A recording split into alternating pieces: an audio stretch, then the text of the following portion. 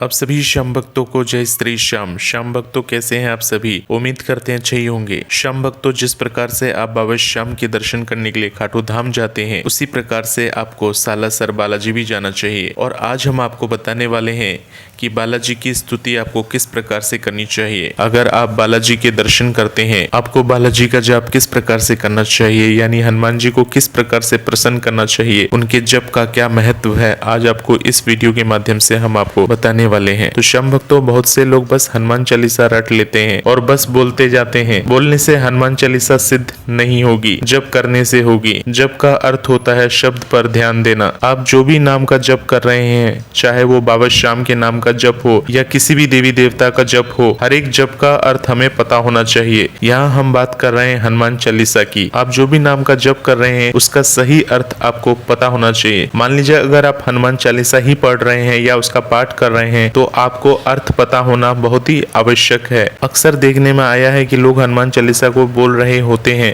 जप नहीं करते। हनुमान चालीसा बोलते हुए आपके मन में एक एक शब्द का अर्थ आना चाहिए। धीरे धीरे पढ़े और अर्थ का स्मरण करते रहे, यानी अर्थ पे आपका पूर्ण ध्यान होना चाहिए। हनुमान चालीसा का यह अर्थ आपके जीवन बदल देंगे, क्योंकि हनुमान चालीसा हमें जीवन में दिशा देने के लिए ही लिखी हुई है। यदि आपके जीवन में कोई लक्ष्य नहीं है, तो हनुमान चालीसा का अर्थ सहित जाप आपको अपना लक्ष्य पहचानने में सहायता करेगा। यदि आप अपने जीवन में दुखी हैं, तो हनुमान चालीसा का अर्थ सहित जाप आपको दुखों से मुक्ति देगा। यदि आप पूरी तरह से परिस्थितियों के सामने घुटने टेक चुके हैं, तो हनुमान चालीसा का अर्थ सहित जाप आपको शक्ति देगा फिर से जीवन में आने वाली विपत्तियों से जीतने के लिए। आपको कोई भी समस्या हो, कोई रोग हो, तकलीफ हो, दर्द हो, सब धीरे धीरे ठीक हो जाएगा। हनुमान चालीसा गोस्वामी तुलसीदास जी ने आज से लगभग 500 वर्ष पूर्व लिखी थी। हम सबके मन में यह प्रश्न स्वाभाविक ही उठ जाता है कि जब हम हनुमान चालीसा शब्द को सुनते हैं कि चालीसा का क्या अर्थ है, हनुमान जी के लिए लिखी गई इस स्तुति का नाम तुलसीदास जी ने हनुमान चालीसा ही क्यों रखा? इसका उत्तर बहुत ही सरल है। इस स्तुति में 40 पंक्तियां हैं, हर पंक्ति की संख्या भी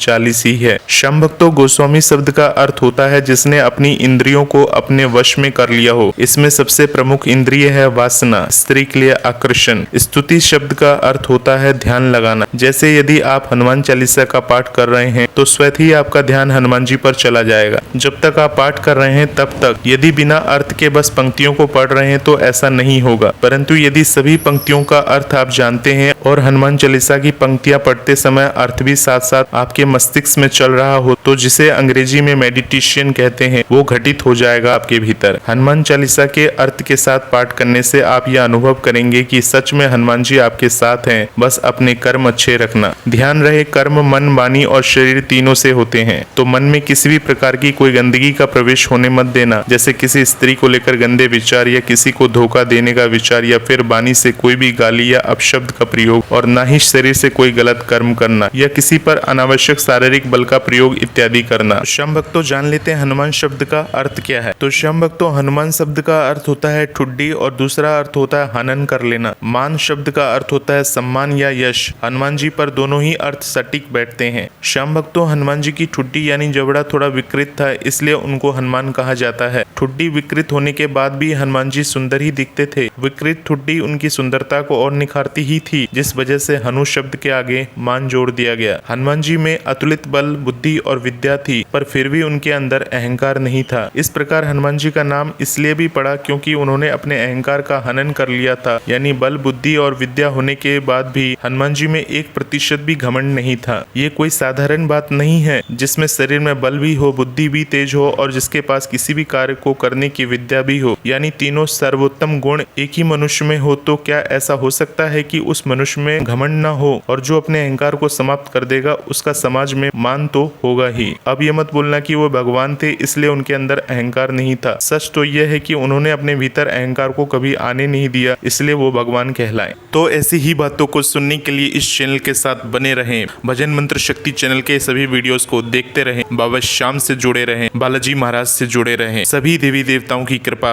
बनी रहेगी। श्याम भक्तों, आप सभी को पता है कि बालाजी महाराज को सबसे अधिक प्रिय नाम कौन सा है? चलिए उस नाम का जयकारा लगाते हैं। जय श्री राम, जय श्री राम, जय श्री राम। बोलिए बालाजी महाराज की जय। जय श्री राम, जय श्री श्याम, जय श्री राधे।